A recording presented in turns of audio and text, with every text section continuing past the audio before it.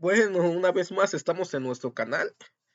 Hoy vamos a analizar el final de Marcos, del Evangelio de Marcos. No hemos tocado este tema en el canal. Vamos a ver varios aspectos críticos del Evangelio de Marcos, considerando que el Evangelio de Marcos es el primer evangelio que fue escrito y que tiene muchos problemas textuales. Y sé de que vamos a ponernos críticos, vamos a analizar cuestiones difíciles de tratar.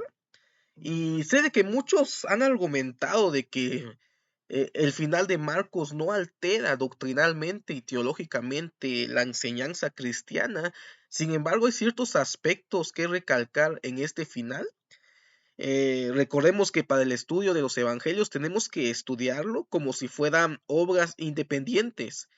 Cada evangelista escribió desde diferentes tiempos, diferentes épocas y se dirigió a diferentes personas, y cada evangelio trató de actualizar el evangelio pasado, siendo Marcos el primer evangelio que se tiene conocimiento, o se supone que fue el primer evangelio. Los evangelistas posteriores a Marcos trataron de sanar la ruptura del faltante del final de Marcos. En cuanto al final de Marcos, algunos han supuesto de que la hoja final que contenía el relato de Marcos se perdió. Otros han argumentado de que Marcos quería dejarlo de forma abrupta al final. Sin embargo, son muchas dudas y muchas preguntas que tenemos.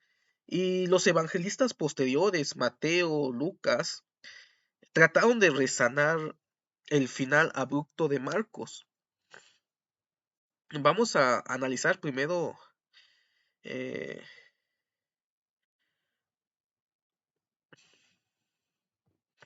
Vamos a ver esto. Primero vamos a analizar el Evangelio de Marcos en español.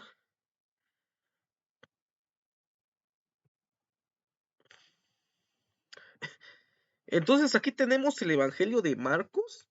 Lo tenemos en el capítulo 16, del 1 al 8, solamente pertenece a los textos más antiguos. Y el versículo 9 al 20 son adiciones posteriores, probablemente en el siglo IV, debido a que tenemos el Código Sinaítico y el Códice Vaticano del siglo III, que no contienen los versículos del 9 al 20. ¿Y qué problemas tenemos con, con esta adición? Suponiendo que, suponiendo que el Evangelio de Marcos termina en el versículo 8, termina de esta manera: y ellas se fueron huyendo del sepulcro, porque les había, porque les había tomado temblor y espanto, ni decían nada a nadie porque tenían miedo. Entonces, el Evangelio de Marcos termina solamente en este versículo, el versículo 8.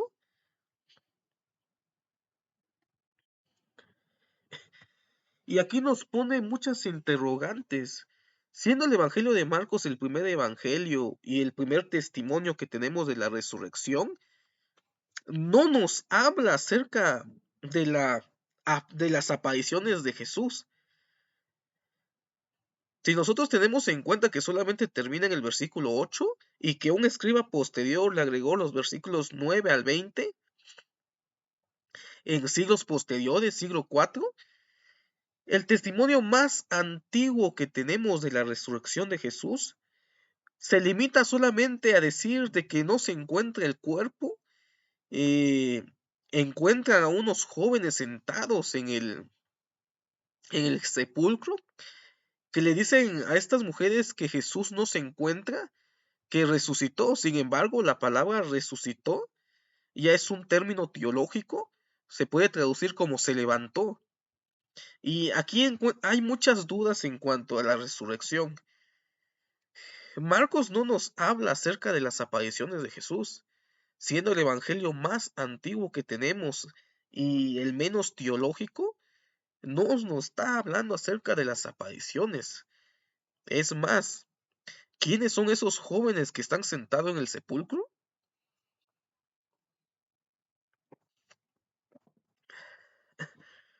Y aquí entran cuestiones críticas. Posteriormente, Mateo nos narra de que había cierta tradición, eh, diciendo y escribiendo Mateo de que había una tradición judía en los cuales algunos argumentaban de que el cuerpo de Jesús fue llevado por sus propios discípulos. Y esto lo empezaron a popularizar los judíos, los fariseos, diciendo este argumento. Sin embargo, si Mateo lo puso en su evangelio para darle una respuesta a los comentarios que surgieron en esa época, podemos, podemos suponer de que ya había cierta tradición que argumentaba de que los discípulos habían llevado el cuerpo de Jesús. No lo sabemos. Marcos solamente nos narra que hay unos jóvenes, nos narra de que las mujeres tenían miedo y no dijeron nada. Entonces, ¿cómo se fue a enterar las demás personas acerca de la resurrección si las mujeres no dijeron nada? Los versículos 9 al 20, donde ya nos narran acerca de la resurrección, vamos a leerlo. Y habiendo pues resucitado Jesús por la mañana, el primer día de la semana apareció primeramente María Magdalena, de quien había echado 7 demonios. Yendo ella lo hizo saber a los que habían estado con él que estaban tristes y llorando. Ellos cuando oyeron que vivía y que había sido visto por ella, no le creyeron. Y aquí ya nos narra una aparición de Jesús, pero estos versículos son versículos agregados, están influenciados por el Evangelio de Mateo y Lucas. Muchos argumentan, bueno, no tiene final el Evangelio de Marcos, pero sí tiene el final Mateo y Lucas. Sin embargo, cada evangelista trató de resanar los errores y los argumentos de los evangelios pasados.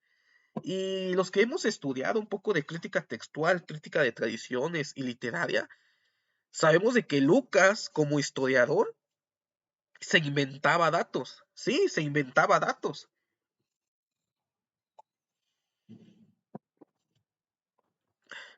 Entonces, Mateo y Lucas trataron de resanar el final de Marcos. Un escriba posterior, influenciados por Mateo y Lucas, agregaron esta historia que encontramos en Marcos acerca de las apariciones.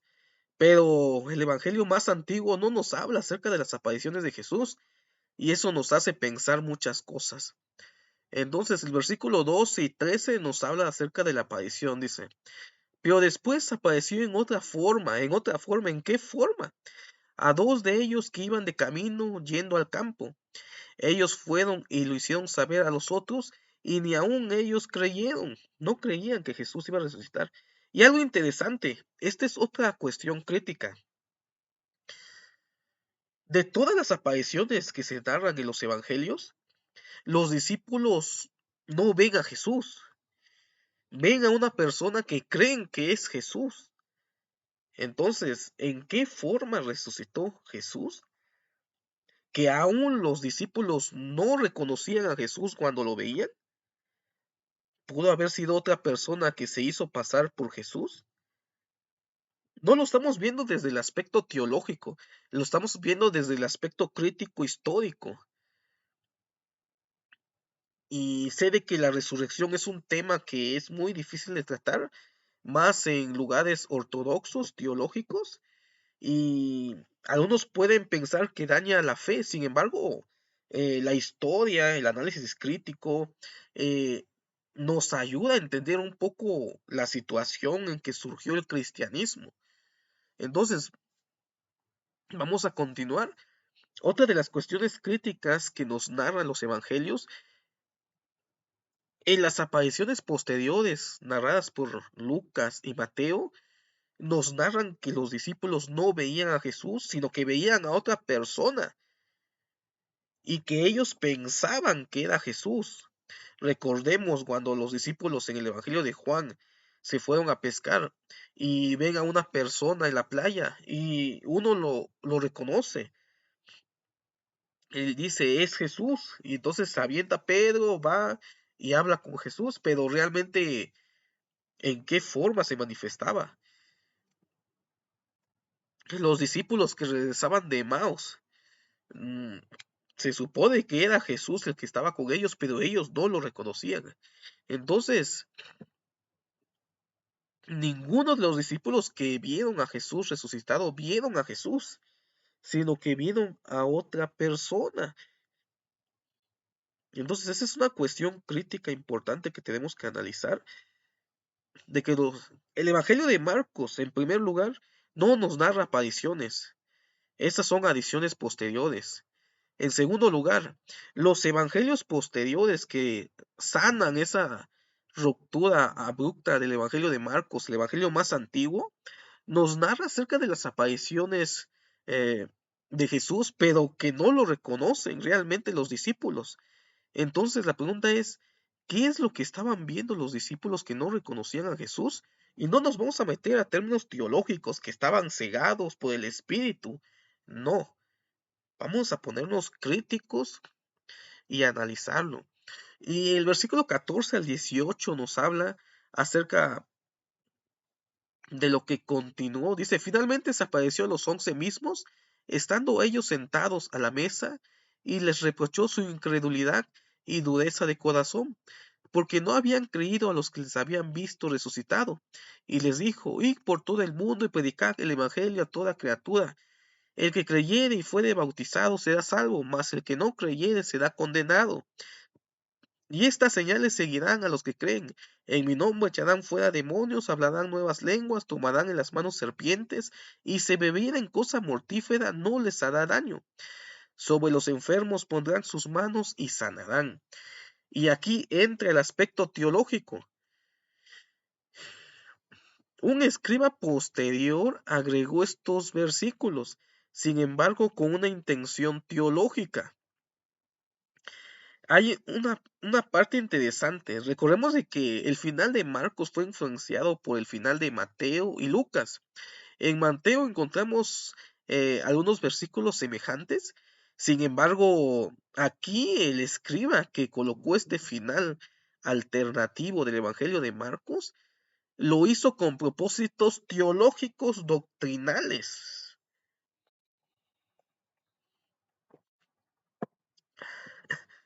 Para el siglo IV ya estaba conformada la iglesia católica, romana y apostólica primitiva. Y tenían que buscar un texto que se adecuara al dogma del bautismo. Y encontramos aquí una condenación que hace Jesús para aquellos que no creen y que no se bauticen. Dice, y les dijo, id por todo el mundo y predicad el evangelio a toda criatura. El que creyere y fuere bautizado será salvo, mas el que no creyere será condenado. ¿Realmente lo dijo Jesús? No lo dijo Jesús. Mateo y Lucas tienen versículos paralelos a este relato que encontramos en Marcos, pero ni en Mateo ni Lucas encontramos que Jesús condene a alguien que no se bautice. Es más, no encontramos ni en Juan una condenación de Jesús diciendo de que el que no se bautice será condenado. Y esta doctrina ha sido pie de tropiezo para muchas denominaciones que se crean dogmas y doctrinas de un versículo añadido en el siglo IV que Jesús nunca dijo. La doctrina del purgatorio, la doctrina del bautismo por los muertos. Los mormones se bautizan porque refieren de que hay personas que no se bautizaron y murieron y entonces serán condenadas. Sin embargo, este versículo fue agregado en el siglo IV y no fue dicho por Jesús. Estas son palabras que fueron puestas en la boca de Jesús. No se encuentra en el texto en el manuscrito más antiguo y tiene intenciones teológicas. Ya para el siglo IV ya era obligatorio el bautismo para todas las personas que querían ingresar al cristianismo. Si no eras bautizado, no podrías participar eh, de la Eucaristía o de la Cena del Señor. Ya para el siglo IV ya era obligación que todas las personas que se congregaran fueran bautizadas. Y qué casualidad que se encontraron con un versículo apropiado para que esto fuera efectivo en la iglesia cristiana emergente. Ya estaba la iglesia católica romana. Entonces, esto es por cuestiones teológicas. Aquí el escribe en el siglo IV ya le agrega cuestiones eh, de aspectos teológicos. ¿Realmente una persona que no se bautice será condenada? ¿Que no crea será condenada? Esas ya son aspectos teológicos posteriores. Y podemos ver que esto perteneció a la iglesia emergente, un versículo adecuado para subyugar a las personas creyentes que ingresaban al cristianismo. Y del 17 al 18 lo encontramos también en Mateo, pero esos versículos fueron agregados e influenciados por Mateos. Y estas señales seguirán a los que creen, en mi nombre echarán fuera demonios, hablarán nuevas lenguas, tomarán en las manos serpientes, y si bebieren cosa mortífica no les hará daño. Sobre los enfermos pondrán sus manos y sanarán. Mateo, lo encontramos estos versículos en Mateo.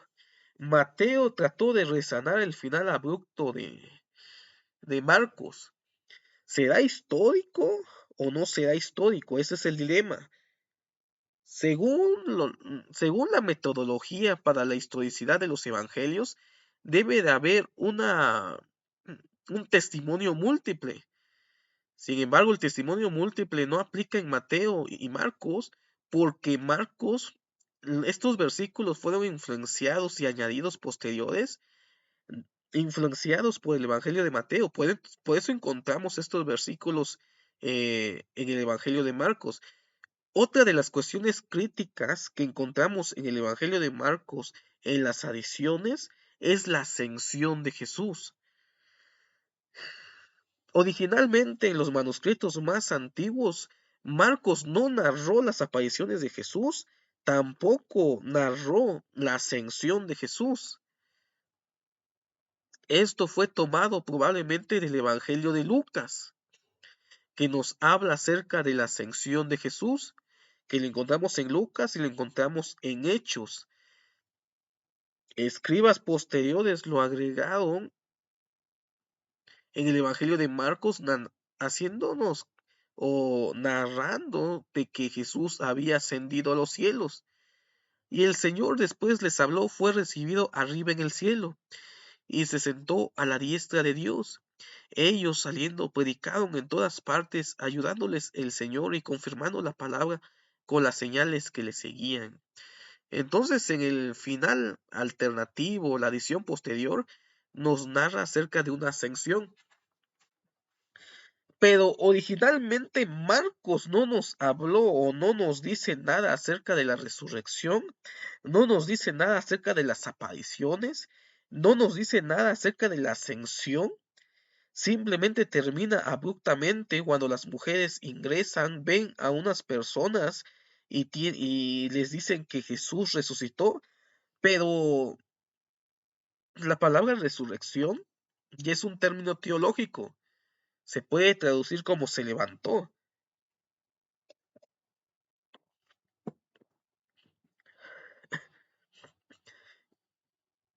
Y termina de esa manera el Evangelio de Marcos. Ya las adiciones posteriores, como hemos visto, ya tienen aspectos teológicos, cristológicos avanzados. Como como Marcos no nos narra apariciones, le agregaron la aparición, le agregaron la comisión que encontramos en Mateo y también le agregaron la ascensión. Y estos son problemas críticos. El evangelio más antiguo que tenemos, el evangelio de Marcos, no contiene los versículos 9 al 20, termina simplemente en el versículo 8. Y sé que me dirán, pero Mateo y Lucas contienen un final. Recordemos de que en el estudio de los evangelios tenemos que tratar a los evangelios como libros separados e independientes. No podemos estar mezclando Mateo, Marco, Lucas y Juan para darnos un panorama general de la historia de Jesús. No, en el estudio crítico histórico, en búsqueda del Jesús histórico, se analizan los libros de los evangelios separados, porque cada evangelista trató de dar un mensaje teológico y trató de resanar los errores que cometieron los evangelistas pasados. Marcos no tenía un final.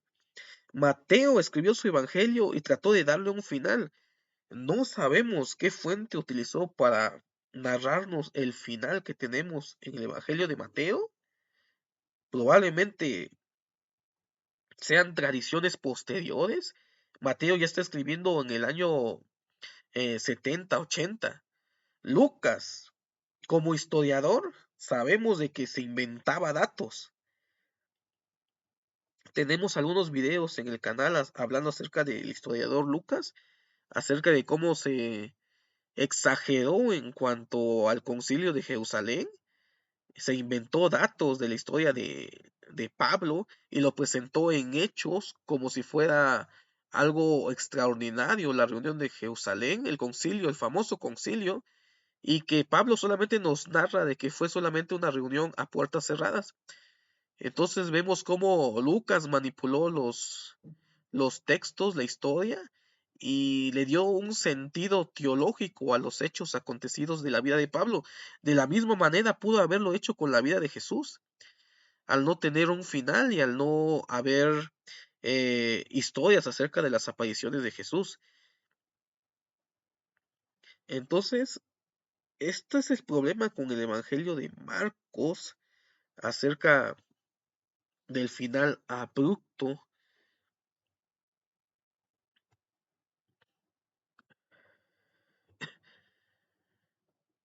Vamos a ver una presentación.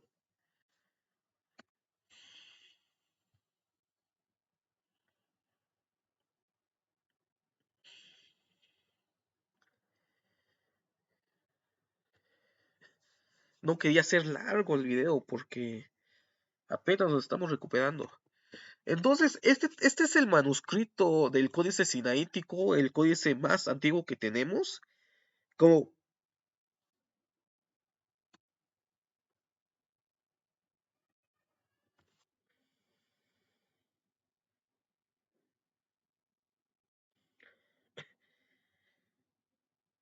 entonces, aquí tenemos el manuscrito del Evangelio de Marcos, el Códice Vaticano del siglo III. Y si pueden ver, aquí termina de manera abrupta el Evangelio. Déjame ver si encuentro el lapicito.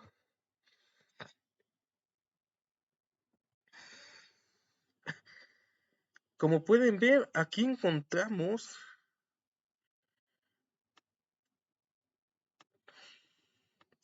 esta palabrita en la cual termina de forma abrupta, que se puede traducir como las mujeres salieron corriendo porque tenían miedo,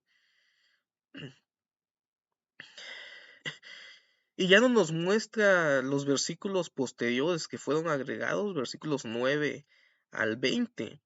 Y yo sé que a muchos han argumentado, es que no cambia mucho la doctrina, no cambia mucho la teología. Sin embargo, como hemos visto,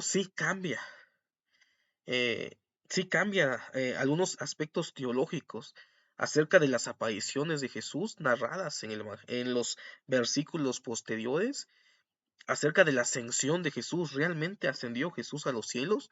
¿O son tradiciones mitológicas posteriores eh, en la iglesia cristiana? Recordemos de que Marcos es el evangelio más antiguo que tenemos.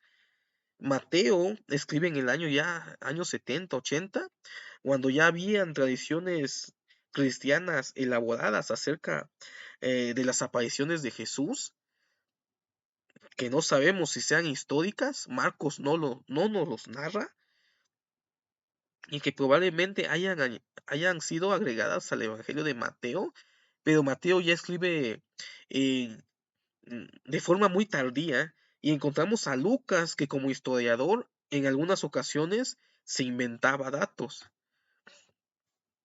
También tenemos el Códice Vaticano del siglo III, que es uno de los manuscritos también más antiguos, y como ven, también termina de esa manera porque tenían miedo. Los versículos 9 al 19, una adición posterior. Es claro que la razón para el origen de la conclusión corta es lo abrupto de la conclusión en los versículos 16 y 8, que algún escriba o editor trató de elaborar en algo más pulido. Cuando leían este evangelio los primeros cristianos, sentía que le faltaba algo, y escribas posteriores trataron de resanar eh, este final abrupto, probablemente en el siglo IV, porque en el siglo III no tenemos evidencia textual de que estos versículos estuvieran agregados en el Evangelio de Marcos. Sin embargo, ¿qué pasó? Evangelistas posteriores, Mateo, Lucas y Juan, trataron de resanar este final abrupto de Marcos en sus evangelios. Por eso no hubo necesidad de que alguien manipulara el Evangelio de Marcos en el siglo I, siglo II, porque ya existían los evangelios de Mateo, Lucas y Juan. Sin embargo, posteriormente, en el siglo IV, algún escriba o algún mm, eh, padre de la iglesia le colocó el final largo, porque tiene aspectos teológicos. Vamos a seguir leyendo. Dice, lo que aquí debe tenerse en cuenta por sobre todo es que esta lectura sirve de testigo a favor de la conclusión abrupta, no por la larga. Anticipando nuestro juicio respecto a esta última conclusión, se debe afirmar por añadidura que la distribución geográfica de la evidencia a favor de la conclusión corta indica que en áreas muy distanciadas de la Iglesia en un periodo temprano, la lectura larga no era conocida. La que era conocida era la conclusión abrupta enmendada por conclusión corta. Esta es otra de las situaciones.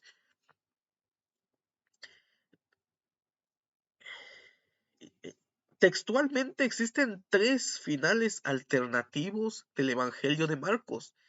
Tenemos el final corto de Marcos 1 al 8, tenemos el final largo de 9 al 20 y tenemos otro final alternativo que parece que es una glosa de tipo gnóstica.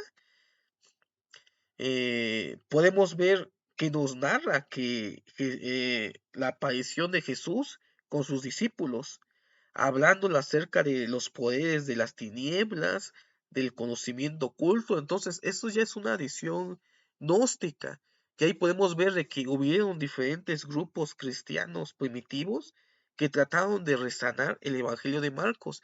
Tenemos un final alternativo de tipo gnóstico. Evidencia de la versión corta en manuscritos antiguos. Por otra parte, Códice Sinaítico y Códice Vaticano la omiten, como lo hacen acá el Siriaco Sinaítico, algunos códices armenios, Clemente, Orígenes y Eusebio no conocieron el final largo del Evangelio de Marcos. Orígenes es del siglo II, Clemente es del siglo II, el historiador Eusebio escribió hasta el siglo III. Y ellos no dan evidencia de que conocieran el final largo.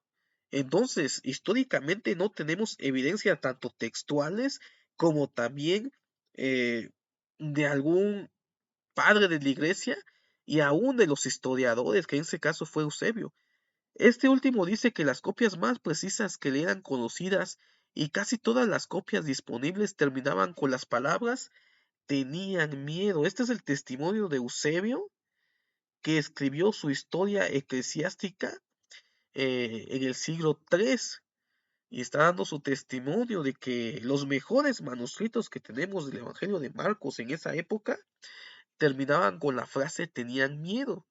La probabilidad transcriptiva favorece la conclusión abrupta.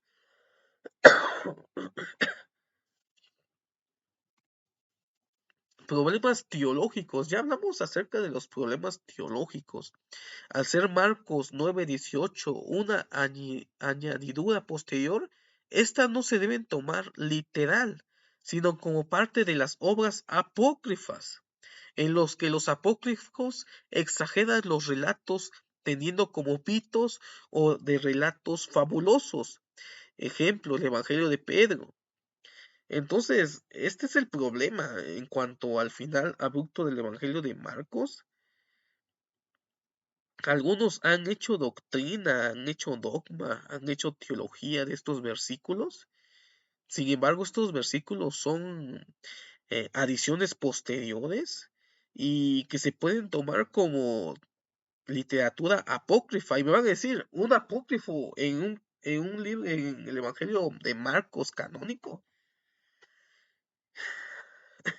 Existía la tradición de agregar, resanar, pegar, cortar los evangelios en la antigüedad hasta hasta el desarrollo del canon.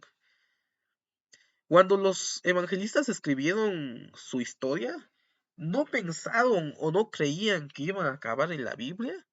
Ellos no sabían que estaban escribiendo literatura sagrada, simplemente estaban redactando la literatura de la historia de Jesús. Posteriormente, en el siglo IV, siglo V y en concilios posteriores, se canonizó los evangelios y ya no podían quitar ni agregar nada. Sin embargo, encontramos en los evangelios literatura apócrifa.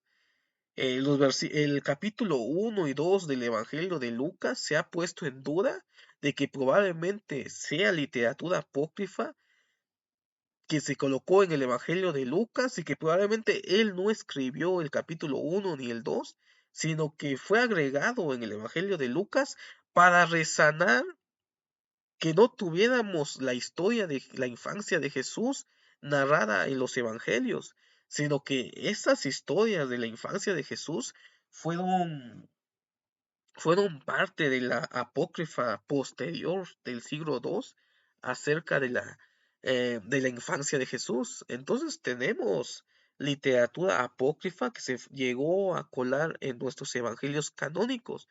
Entonces, el versículo 9 al 18 puede ser considerada de tipo apócrifo. Las adiciones son usadas por las iglesias carismáticas. Este es otro problema. ¿De dónde sacan la doctrina o la enseñanza acerca del Espíritu Santo, acerca eh, el que el que tomara cosa mortífera no le hará daño? Si le picara una serpiente tampoco. Entonces, esas son enseñanzas que se dan en las iglesias carismáticas, principalmente la iglesia pentecostés. eh, que utilizan muchos esos versículos para enseñar estas doctrinas. Sin embargo, aquí entra un problema. Siendo una adición y no siendo las palabras de Jesús, cometemos el error de creer de que realmente no nos pasará nada. Entonces, esto sí causa problemas de tipo teológicos. Y me dirán, sí, no está en el Evangelio de Marcos, pero se encuentra en el Evangelio de Mateo. No sabemos si Mateo se inventó la historia, no sabemos si realmente fue histórico eh, la historia donde narra sobre la aparición de Jesús. Recordemos de que Mateo también hay problemas textuales y hay problemas en la redacción de Mateo. Recordemos la historia cuando Jesús se encuentra, cuando Jesús le habla a Pedro, ¿y tú quién dices que soy? Y Pedro le responde, tú eres Cristo, el Hijo de Dios. Y entonces Jesús le dice, De cierto te digo, tú eres Pedro y sobre esta piedra edificaré mi iglesia. La palabra iglesia está fuera de tiempo y por lo tanto Mateo ahí le está agregando palabras que probablemente Jesús nunca dijo y lo está haciendo con un propósito teológico eclesiástico. La iglesia no existía en el año 30. Jesús no tenía la intención de formar una iglesia cristiana evangélica ni católica. Como rabinos tenían círculos de discípulos. Para la época que está escribiendo Mateo, ya hay una iglesia emergente y por lo tanto Mateo escribe para poder adjudicarle la autoridad a esa iglesia emergente que supuestamente Jesús había dicho de que sobre esa roca edificará su iglesia. Entonces podemos ver de que hay dudas en cuanto a estos relatos que tenemos en los evangelios. Dice, pero después apareció en otra forma a dos de ellos que iban de camino yendo al campo. Ellos fueron y lo hicieron saber a los otros, y ni aun ellos creyeron. Aquí podemos ver una adición de tipo apócrifo y probablemente gnóstico. Y este es algo interesante. Esta literatura que encontramos eh,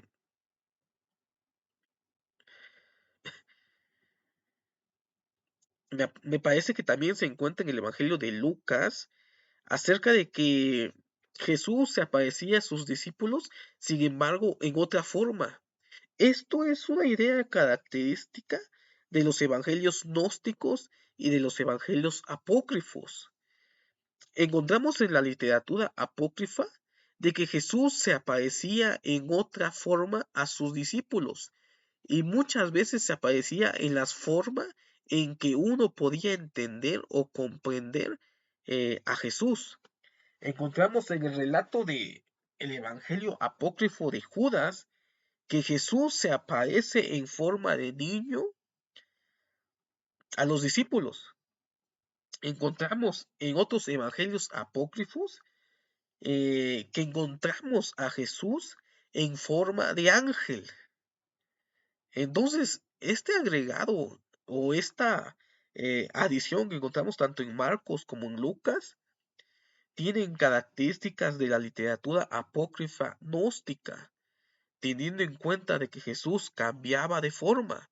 Y aún hay una historia gnóstica que dice de que Jesús cambió de forma conjuntamente eh, con la persona que estaba ayudándole a cargar la cruz. Y eso es lo que argumentaban los gnósticos, que Jesús no murió en la cruz, sino que cambió de forma y el que murió en la cruz fue esta persona que le ayudó a cargar la cruz. Sirene me parece que se llama, no me acuerdo el nombre. Entonces vemos que esto es que encontramos en la literatura canónica, tanto en Lucas como en Marcos y probablemente en Juan, son características de literatura apócrifa y gnóstica. Dice, pero después apareció en otra forma a dos de ellos que iban de camino, yendo al campo ellos fueron y lo hicieron saber a los otros, y ni aun ellos creyeron. Aquí podemos ver una adición de tipo apócrifo y probablemente gnóstico, en el cual Jesús toma diferentes formas, como Evangelio apócrifo de Judas, en el cual Jesús toma forma de niño, de ángel y forma humana. Tenemos problemas teológicos en Marcos 16:17 acerca del bautismo. Jesús nunca condenó a alguien que no se bautizara. Es más, Pablo le daba más énfasis a la predicación del Evangelio que al bautismo. Recordemos en una de sus cartas cuando dice, porque yo no fui enviado para bautizar, sino para predicar la palabra. Jesús, los relatos que tenemos en los evangelios, no nos narra de que haya bautizado a alguien. Dice de que bautizaba por medio de los discípulos. En años posteriores se veía de mejor manera el martirio que el bautismo. El bautismo como credo obligatorio para los cristianos fue establecido en el siglo IV.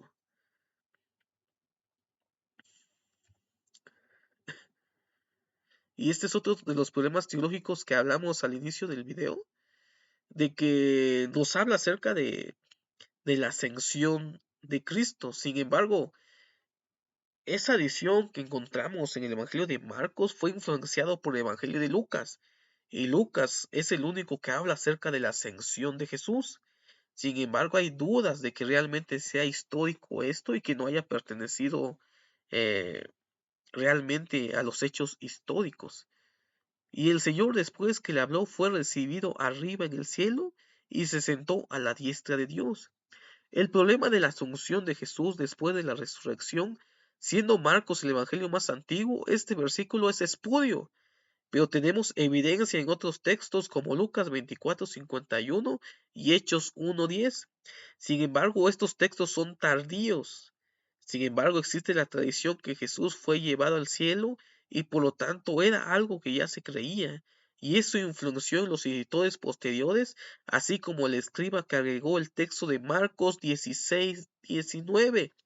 Esto es algo interesante y tenemos un video acerca de la ascensión de Jesús, la ascensión bajo sospecha, me parece que se llama, que hablo y abordo un poco más este tema, pero en resumen, no tenemos una narración en el Evangelio de Marcos que confirme lo narrado por Lucas, tanto en su Evangelio como en el libro de los Hechos, y por lo tanto podemos dudar de la historicidad de este dato.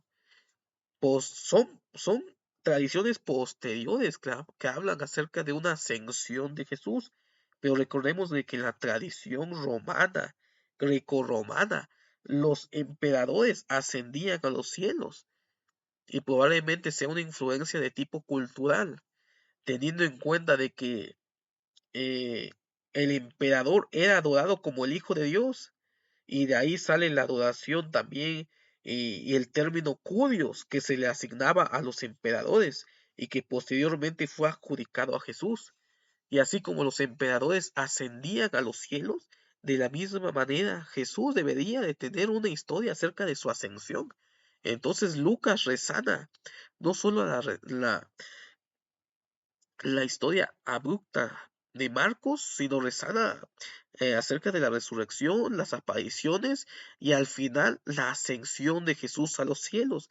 Pero Lucas ya está escribiendo en forma tardía. De hecho, no conoció de forma visual a Jesús, sino que redactó datos, dice, y entre esos datos podemos ver que hay tradiciones cristianas primitivas posteriores que no pueden ser consideradas de tipo históricas. Hay un tercer final de Marcos. Vamos a leer el tercer final de Marcos que lo tenemos. Este final probablemente sea de tipo gnóstico. Dice, un manuscrito temprano incluye, ellos se excusaron de esta manera, este siglo sin ley y sin fe está bajo Satanás, quien no permite que lo que es impuro y esté bajo el dominio de los espíritus alcance el verdadero poder de Dios. Por lo tanto, le dijeron a Cristo, revela ahora tu autoridad justa. Cristo respondió, la medida de los años del poder de Satanás ha sido cumplida, pero otras cosas terribles son inminentes. Aun así, fue por el bien de los pecadores que fui entregado a la muerte, para que así ellos puedan volver a la verdad y no pecar más, y heredar la gloria espiritual e inmortal de la justificación celestial. Aquí tenemos un final alternativo de Marcos que se encuentra en manuscritos tardíos. Algo aquí hay cosas interesantes. Este siglo sin ley y sin fe está bajo Satanás.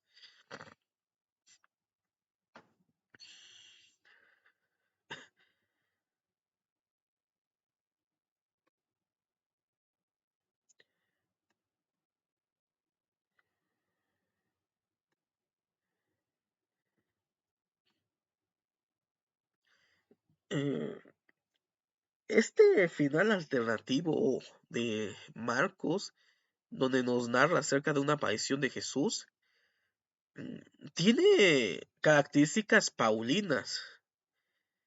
también de tipo gnósticas.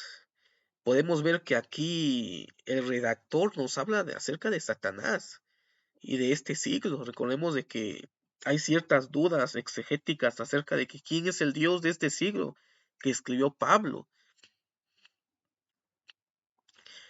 Tiene características escatológicas, otras cosas terribles son inminentes. Y aquí algo que nos narra y está fuera de tiempo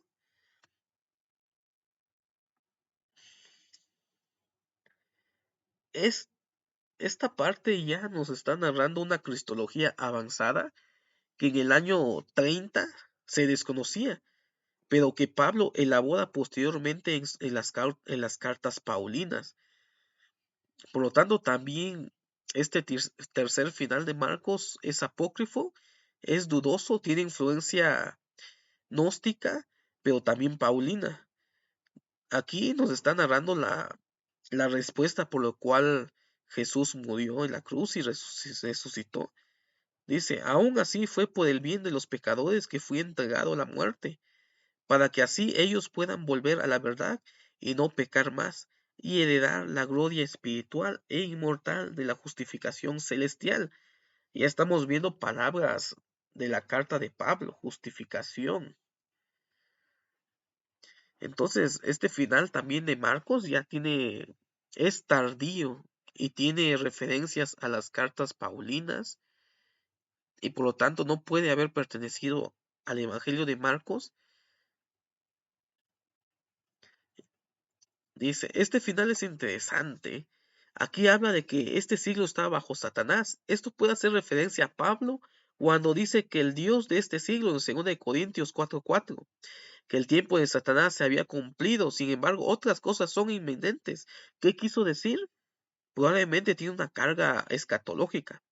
La última parte explica el motivo por el cual murió Cristo. Esta es una teología avanzada para ser de Marcos, aún más avanzada que el Evangelio de Juan.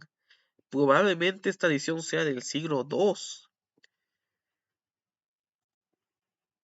Entonces tenemos un tercer final de Marcos.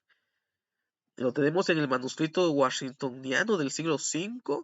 Contiene la versión larga del final de Marcos, la tercera versión. 28 versículos, comparación de los 20 versículos de Marcos. Como estamos viendo, aquí tiene 28 versículos. Se supone que Marcos termina en el versículo 8.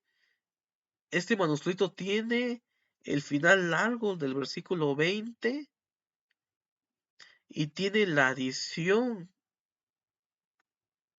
del tercer final de Marcos, haciendo un total de 28 versículos.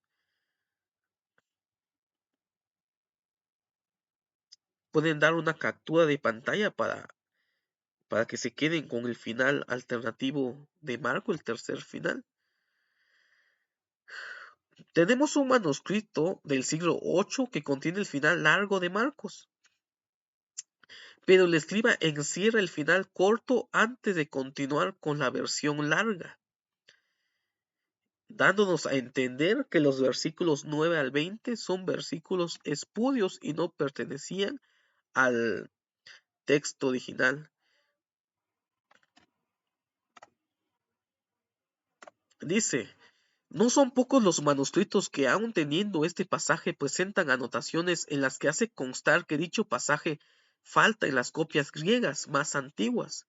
En otros testigos, este pasaje aparece marcado con asteriscos o con rayas verticales, que eran los signos convencionales que usaban los copistas para indicar que un documento había una edición espuria. Entonces era parte eh, de los escribas en ese tiempo, cuando tenían dudas de que si ese texto pertenecía al texto original del manuscrito, le colocaban marcas, lo colocaban asteriscos para dar a conocer al escriba posterior que esos versículos estaban en duda. Sin embargo, escribas posteriores eh, omitían estas características y estas marcas que ponían estos escribas y copiaban todo el texto como si fuera parte del texto original. ¿Cómo debería evaluarse la evidencia de cada uno de estos finales? Resulta evidente que no puede argumentarse que la forma expandida del final largo sea original, ya que la evidencia externa no solo es extremadamente limitada, sino que la expansión contiene varias palabras y expresiones que no son típicas de Marcos. Esta es otra de las características de los versículos 9 al 20.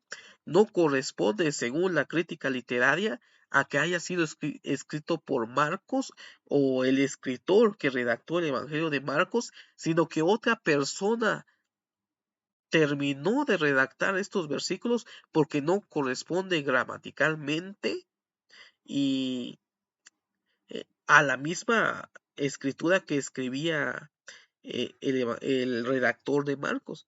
Y también otras que no ocurren en ninguna parte del Nuevo Testamento. Entonces ya los versículos 9 al 20 contienen un griego diferente al griego utilizado por el evangelista Marcos y nos da a entender de que probablemente sea escrito en siglos posteriores. En torno a la expansión de su totalidad flota un inconfundible sabor apócrifo. Esta es la conclusión que llega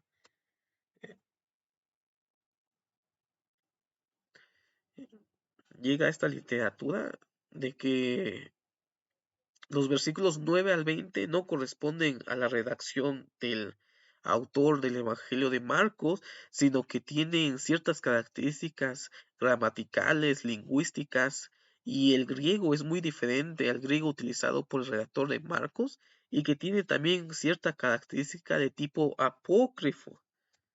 Conclusión. Después de un análisis textual y teológico, de los tres finales de Marcos, la versión más corta es probable que sea el texto más antiguo y original del Evangelio de Marcos, Marcos 16, 1 al 8. Los pasajes de Marcos 16, 9 al 20 es una adición posterior que no se encuentran en los manuscritos más antiguos y mejores. Es probable que sea un agregado del siglo II o del siglo IV, ya que la Vulgata latina sí la incluye. Estos versículos tienen un matiz apócrifo y gnóstico. La teología del tercer final de Marcos maneja una teología y cristología avanzada, probablemente del siglo II, y es probable que haya sido modificado por un padre de la iglesia.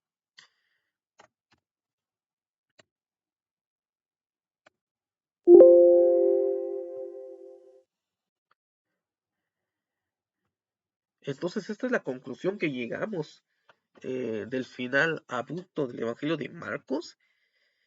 Como hemos visto, tiene ciertas características que nos hace pensar de que no pertenecía al texto original del Evangelio de Marcos. Y hay muchos problemas de tipo históricos, lingüísticos, problemas teológicos. Recordemos de que cada evangelio debe de ser analizado como una obra independiente. Y aquí podemos llegar a la conclusión de que Marcos no redactó y no nos informa realmente qué es lo que sucedió en la resurrección, siendo la resurrección la historia más grande contada por los evangelios y por la literatura cristiana antigua y de las diferentes tradiciones cristianas emergentes.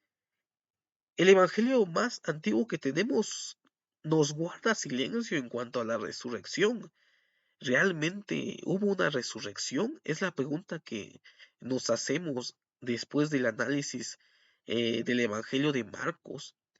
¿Realmente qué es lo que sucedió en ese día? ¿Quiénes eran las personas que se encontraban en el sepulcro? Tradiciones posteriores narran de que fueron ángeles, pero realmente el Evangelio de Marcos no nos narra que fueran ángeles, nos narran de que fueran personas. El evangelio más antiguo y menos teológico solo nos narra de que encontraron el sepulcro vacío. Pero el encontrar un sepulcro vacío no es sinónimo de resurrección. Pueden haber varias causas y varias teorías e hipótesis de qué pasó con el cuerpo.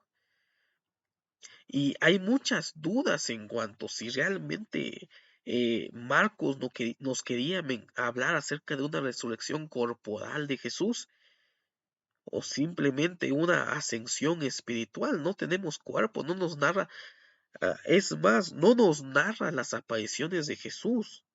Las apariciones de Jesús son tradiciones cristianas primitivas posteriores. Mateo ya está escribiendo en el año 70, 80, 50 años posterior a los acontecimientos eh, desarrollados en el año 30. Marcos calla en cuanto a la resurrección corporal, también calla en cuanto a las apariciones, calla también en cuanto a la ascensión. No nos habla Marcos de una ascensión. Esas son tradiciones posteriores que encontramos en Mateo, Lucas, Hechos. Juan tampoco nos narra de una resurrección. Es más, no encontramos en los evangelios que los discípulos reconozcan a Jesús como Jesús, sino que Jesús se presentaba en otra forma. Y eso ya es literatura apócrifa, literatura de tipo gnóstica. Entonces no tenemos evidencia acerca de una resurrección corporal que los discípulos hayan visto con sus propios ojos que era Jesús. Siempre lo encontraban en otra forma, no lo reconocían. Es más, María Magdalena lo confundió a Jesús con el hortelero, eh, cuando vio a Jesús. Entonces, ¿estaba disfrazado Jesús de uno de los soldados romanos? No lo sabemos. ¿Y por qué tenía que estar disfrazado si era un ser resucitado? Hubieron tradiciones cristianas posteriores también acerca de la resurrección. Mateo trata de resanar los comentarios que surgieron en esa época de que el cuerpo de Jesús fue llevado por sus discípulos. Y encontramos cómo hace referencia Mateo en el Evangelio de Mateo. Déjenme ver si lo encuentro de este lado.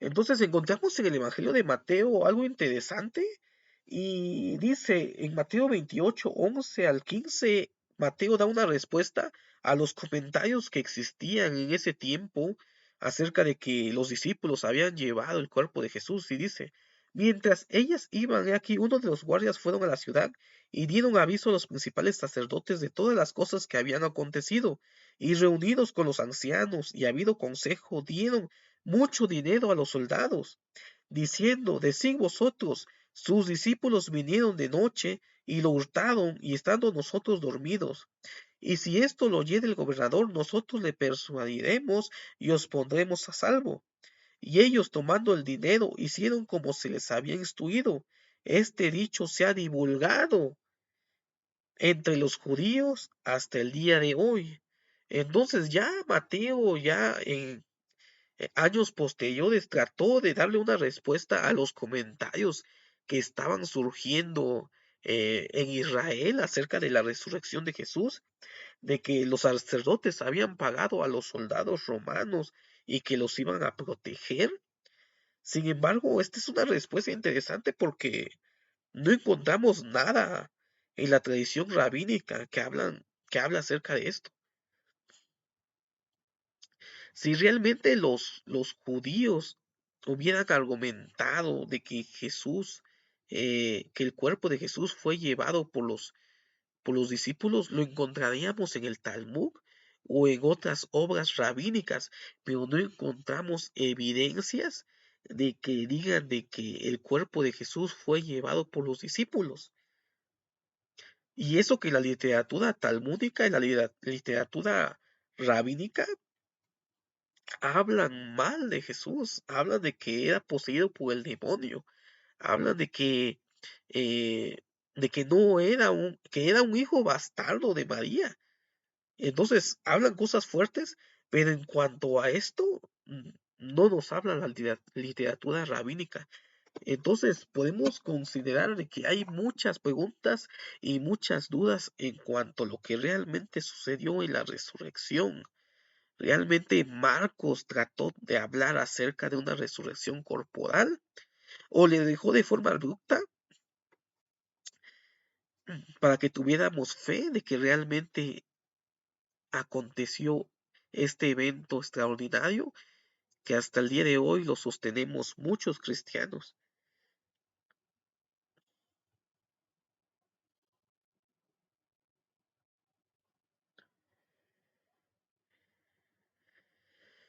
Entonces, nos vemos en otra ocasión y dejen sus comentarios qué creen acerca de la resurrección de forma crítica histórica. Este no es un canal confesional, es un canal de análisis crítico, análisis histórico, y aquí podemos hablar sobre estos temas sin escandalizarnos.